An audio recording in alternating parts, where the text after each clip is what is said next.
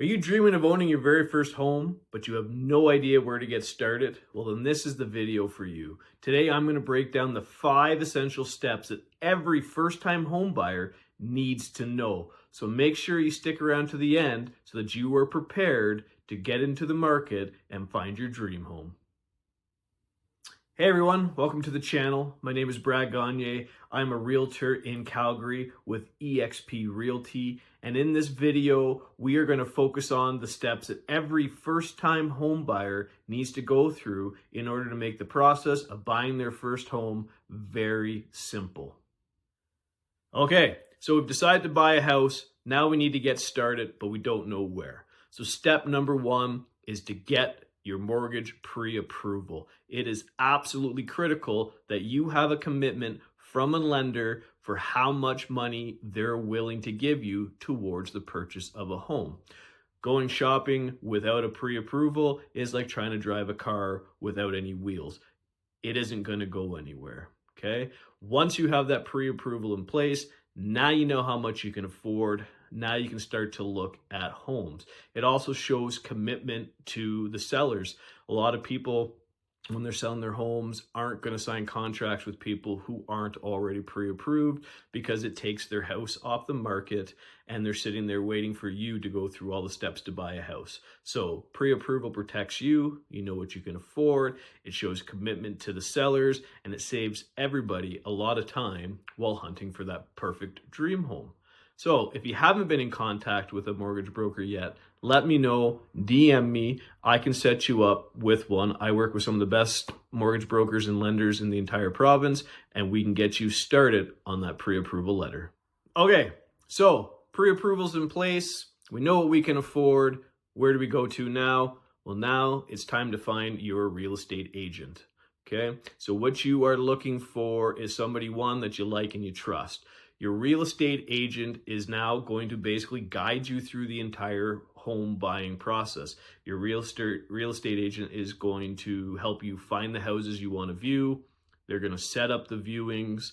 They're going to go with you to the actual houses. They're going to walk you through and point out the good things, the bad things. And if you want to buy the house, then that real estate agent is also the person who's going to make the offer and negotiate on your behalf to make sure that you are getting a good and fair deal on your home purchase.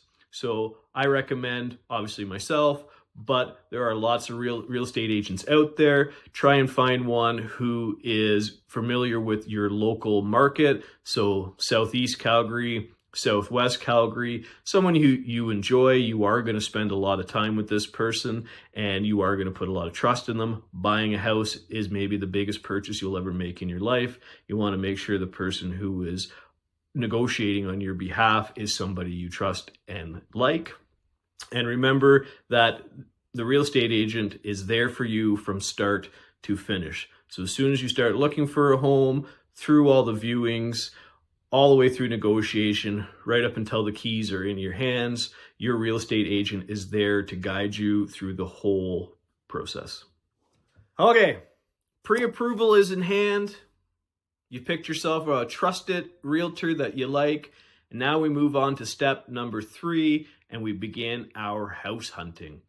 And this is where we start to explore all the different options that really fit your lifestyle. So we're going to make a list of needs, things that you cannot live without, and things that you want, things that we'd really like to have in the house, but we may not get depending on your budget and where we decide to look for properties. So some things to consider are proximity to work, if you have children, proximities to schools, amenities, if you like to go out and eat, or you like to shop, maybe being near big retail areas. Stuff like future resale value. Is this a house we're going to live in for the long term? Or is this a starter home that we see ourselves selling down the road? We want to make sure that it's in a neighborhood where prices are going to continue to go up, and it's a home that we know will be worth more money a few years down the road. Okay, so once we have our list of wants and needs and we've narrowed down the communities that we want to live in, I am then going to start sending you properties, houses that meet all those wants, meet all those needs in your desired area, and then I am going to schedule viewings. You're going to pick the houses you want to see. I'm going to schedule times for us to go look at them, and then we are going to go one house one by one, view a bunch, and then we're going to do pros and cons on each house and narrow down the houses we've seen to the ones that you really could envision yourself living in. All right, so we're moving on to step 4. We found a house that we love and we want to put an offer in on it. So this is where you and me will work very closely and ensure that we craft a strong, competitive offer.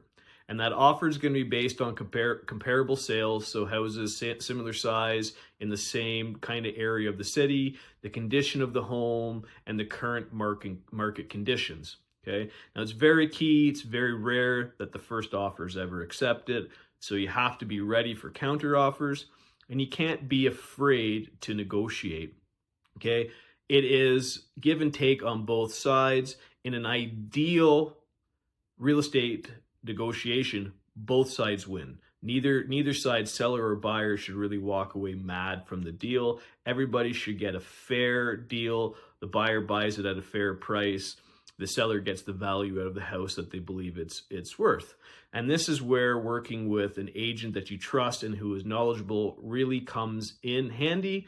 If the counter offers are unfair or stuff that they're asking for is just unreasonable, a good real estate agent will let you know that and will help you make counter offers to help make the deal fair to you as the buyer.